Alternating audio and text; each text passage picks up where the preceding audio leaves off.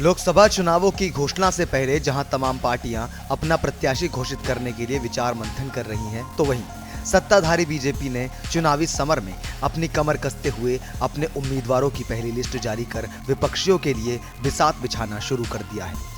BJP 400 पार के फॉर्मूले पर दक्षिण भारत में 132 लोकसभा सीटों पर अपना वर्चस्व दिखाने के लिए 20 जनवरी से फरवरी तक राष्ट्रीय अध्यक्ष जेपी नड्डा सहित प्रधानमंत्री नरेंद्र मोदी ने करीब 11 दिनों तक खूब माहौल बनाए रखा है।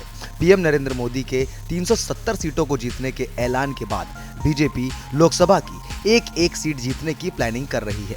इस प्लानिंग के कई पहलू हैं। पहला, जिताऊ कैंडिडेट को लोकसभा का टिकट दिया जाए।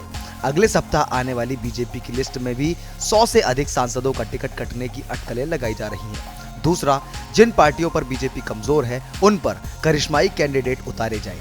इस लिस्ट में कंगना रनौत, युवराज सिंह और अक्षय कुमार जैसे स्टारों के नाम भी चर्चा में हैं।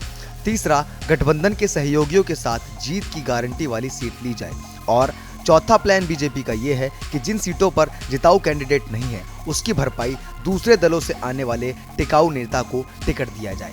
बीजेपी चौथा फॉर्मूला दक्षिण भारतीय राज्यों में आजमा रही है। बीजेपी ने लोकसभा चुनाव 2024 में दक्षिण भारतीय राज्यों से 55 से 60 सीटें जीतने का लक्ष्य रखा है। तमिलनाडु और तेलंगाना में पार्टी अपने चौथे फॉर्मूले को आजमा रही है। दक्षिण भारत में कुल 132 सीटें हैं, जिनमें सीटों के लिहाज से तमिलनाडु सबसे बड़ा राज्य है। इसमें 39 सांसद चुनकर आते हैं, तो वहीं कर्नाटक से 28, आंध्र प्रदेश से 25, केरल से 20 और तेलंगाना से 17। इसके अलावा पुडुचेरी, लक्षद्वीप और अंडमान निकोबार से एक सांसद चुने जाते हैं। दक्षिण में लोकसभा के 5 राज्यों में 3 केंद्र शासित प्रदेश सहित 132 सीटें हैं। 2024 के चुनावी चक्रव्यूह में अमित शाह और पीएम के चौसर के पासे तमिलनाडु और कर्नाटक, तेलंगाना में बाहुबलियों को चौंकाने की तैयारी में है। लोकसभा चुनाव 2019 की बात करें तो साउथ में सबसे अच्छा प्रदर्शन कांग्रेस का रहा। तमिलनाडु की 24 सीटें डीएमके और आंध्र प्रदेश की 22 सीटें वाईएसआर कांग्रेस ने जीती थी। भाजपा को सिर्फ 2 राज्यों में ही जीत मिली थी।